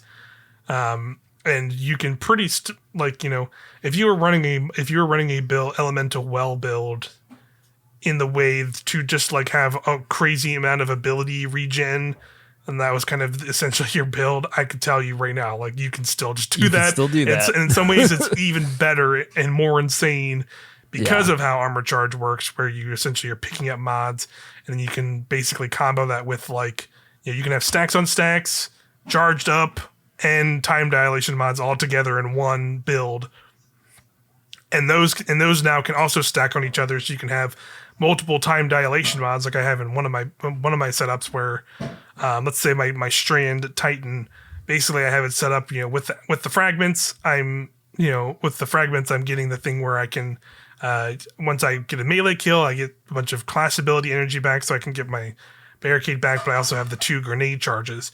So if I want to have a bunch of ability uptime for both of those things, I can essentially have the time dilation mods, armor charge mods, and then there's a bunch of like passive mods that are like the decaying mod charges. And there's literally one across your different your helmets, your arms and legs, for each varying kind of stat. So you could have your resilience, your melee, or your grenade.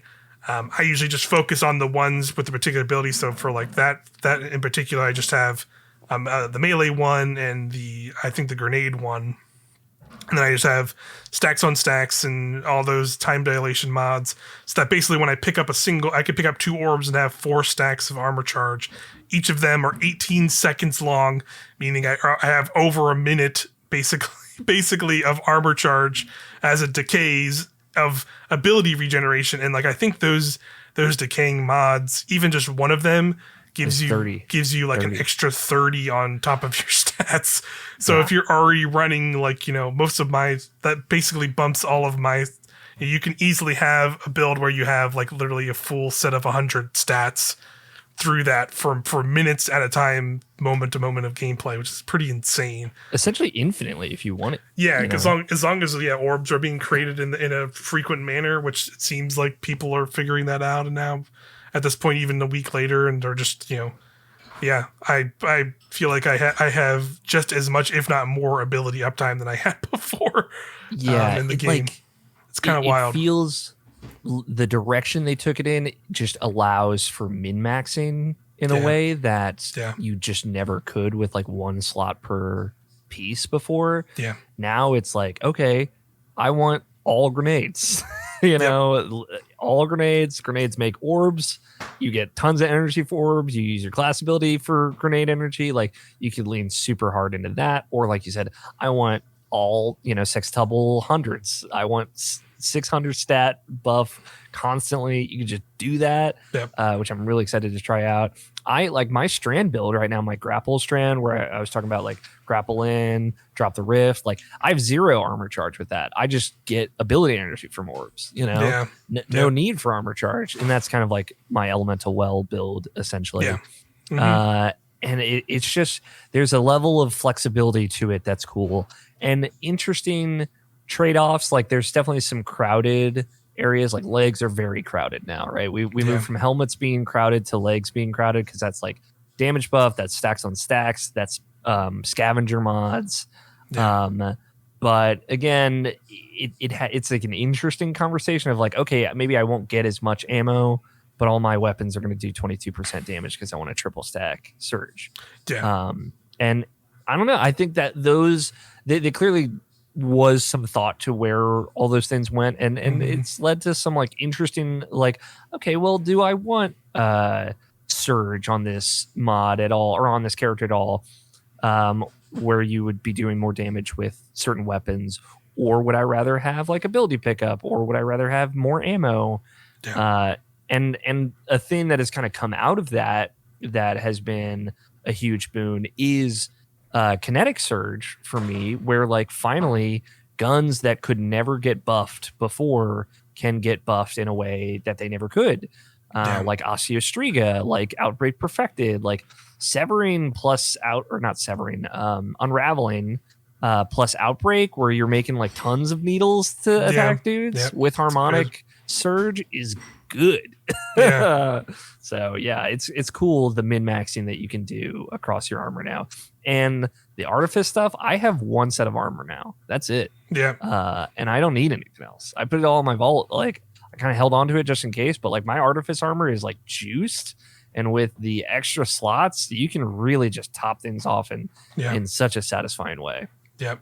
Yeah, that's hopefully where I'm getting to. I'm not 100% there on all my characters yet, but that's where I'm hoping to get to soon as well. Is just having this like particular set of things, and then I can just have loadouts where it just swap some mods that are like a little bit more beneficial on builds and stuff. And that's even like I look at things like I played a little bit on Solar Titan, getting ready to do before Strand Titan, playing through the campaign. And granted, it was on regular, but just like the like seeing the things that are the potential now of just being like, wow, I thought Loreley Titan was unkillable before, even with the nerf. Holy shit, I am literally now unkillable because I can literally.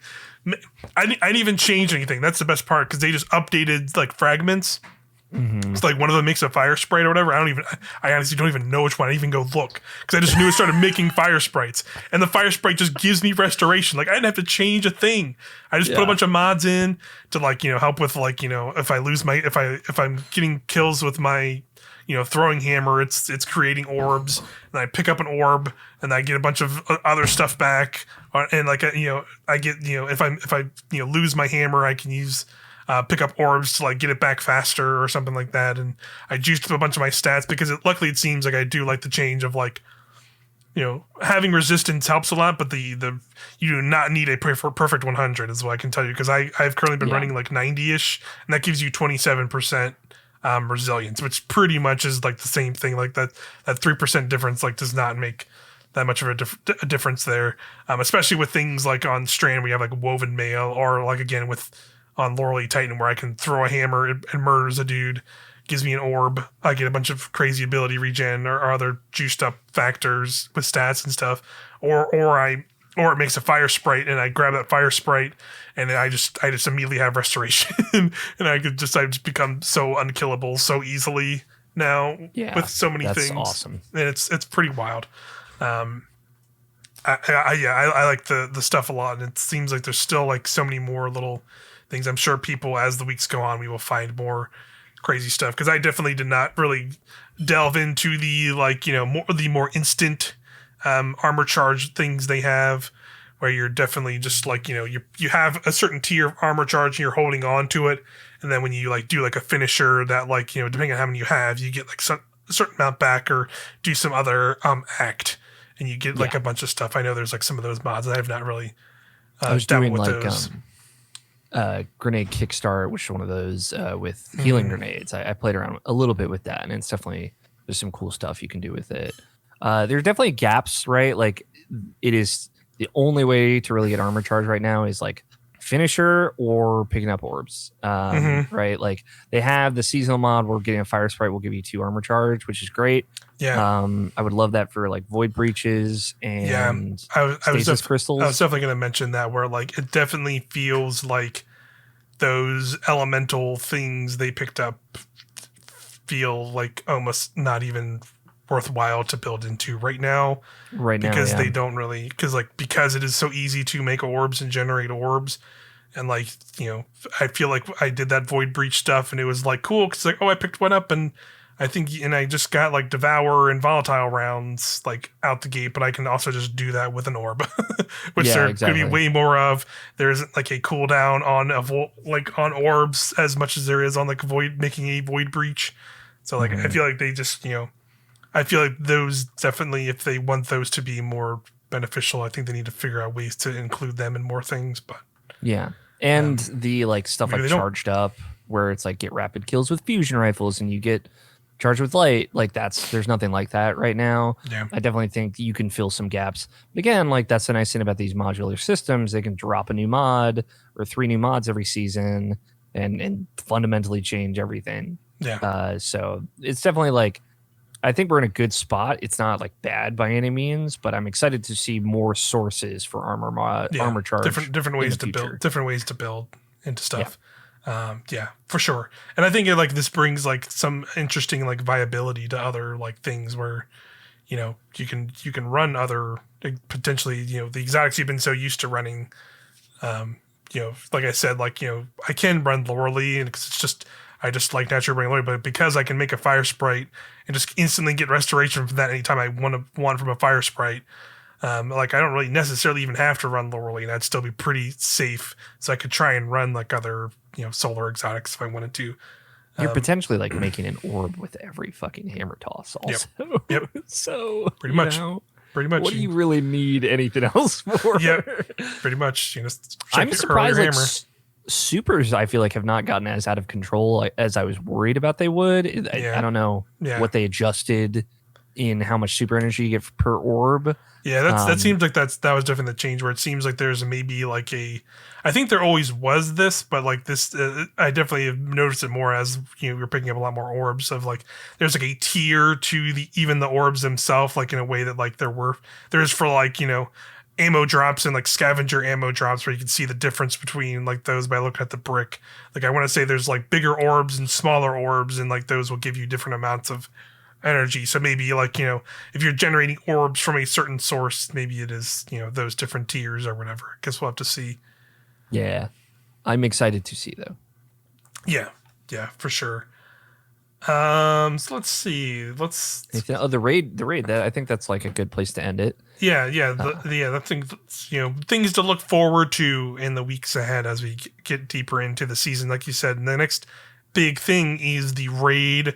Will be days away from it dropping when you hear this podcast or watch us on our YouTube here.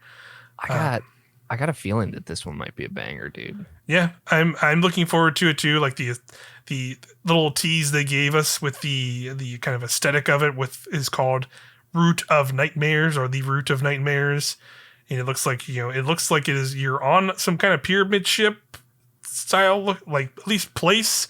Pyramid structure, but there's also these crazy like almost look like crystallized like plants or flora or something. Like it's definitely a weird looking vibe. So I'm definitely curious like where this is, if this is like something in Neomuna or like are we like going maybe we're not going necessarily into I don't think we're going into the Traveler yet. I think that's final shape stuff because obviously we know that, for sure. But maybe at least we have a hole now. Maybe we go maybe this is where the other thing falls, and maybe we go into the Veil on the Amuna or something. That's what I'm thinking. I think that's what's going to happen. Yeah. That could be something possibility. It definitely seems like it'll probably be on Neomuna somewhere. So clearly, yeah, it seems like a thing that we could go in to fight some stuff. So yeah, or something like that. But the other thing, we talked about a little bit in the story stuff and some of the things post campaign as you learn, and if you've played through the campaign, you've done the strike, and I've heard a certain voice in the shadows, as it were, and that is Nezarek. It seems like he has a big part to play here pretty soon. Here, I am definitely assuming from the hyping up of all this stuff here with post campaign of being able to hear these unintelligible whispers, but then if you wear Nezarek gear from the game, like it's like either Nezarek Sin Warlock helmet or the glaive or even Delicate Tomb or Revision Zero. Interesting. Okay. Interesting, right? Yeah. That's interesting. And it seems like you hear a lot of lines from Nezarek himself talks about all kinds of crazy stuff about like how Scions used to worship him, if they still do. If he talks about how like the Vex used to be way more powerful than they are, and they just seem like childish babies or something like that. That's exactly what he says. And, he's talking about putting his claws into the city. So he definitely there's something going on. There's something he wants with Neomuna Talks about Yeah. he talks about the veil a little bit, and it seems like he says like the witch's scheme didn't hurt it or something like that. He talks about that, so that's interesting lore A lot of implications for implications sure. from that. Yeah. So yeah, it seems like there could be some really interesting stuff from this raid, story Yeah. wise, and probably more like lore wise from like probably reading lore tabs on the armor and other things, and maybe whatever the exotic ends up being for it. I'm sure we'll have some cool details and stuff. So excited. But yeah, very exciting. We're not going to be doing a day one attempt by any means in the contest, but attempts. I think we've already said that before. Yeah, I will be streaming our. I don't think you'll be there for it, but my first run for it Sunday, 1 p.m. Eastern. Get ready, everybody! You're gonna lose an hour of sleep if you're in the U.S. And with our get ready with our friend group, so you'll be able to see some raw reactions. I'll probably have seen it all by then. I'm probably gonna watch day one stuff for sure. Just because I want to be able to lead everybody through and be a good raid Sherpa as I try and be. But yeah, it's gonna be exciting, and we'll obviously record at some point after that, after we both played it, and talk about it next week. So yeah, for sure. But yeah, I think it's a good place to wrap up here for the week. Definitely a lot more to talk about, but I think we can talk about it later. We got time. We got time, and especially like you said, post raid, I think would be a good time to like maybe do some more speculation on where the year is going to take us for Destiny 2 post Lightfall year. Although, like, hey, shout out to I think it's the Winter Bite mission that's like references Sloan potentially on Titan. Yeah, like, references to like Titan and stuff. It could be like we could be really going cool stuff, doing some wild things. So yeah, I'm really excited to speculate for sure. Yeah, and we'll probably do that next week on the next episode of Tower Podcast. Thanks everybody for watching on YouTube or listening to us on podcast. We appreciate you. Hopefully by the time this is up, we'll see here. I can tell you real time. Our stream day one archive is at 42%. And I started that at like 8-9 o'clock this morning. So there you go. Nice. That's what happens when you have like a 9-hour stream archive. I might end up having to, if you don't see it by the time this podcast goes up, I'm more likely that I'll have to chop it up into smaller chunks so it actually gets uploaded. So that just might be how it do, or whatever you want to say. I don't even know what I'm saying anymore. Words. But yeah. Words. Thanks everybody for hanging out. Hope you're enjoying Lightfall. It is a good time, and looking forward to the raid. We'll see everybody next week. Bye-bye. Bye.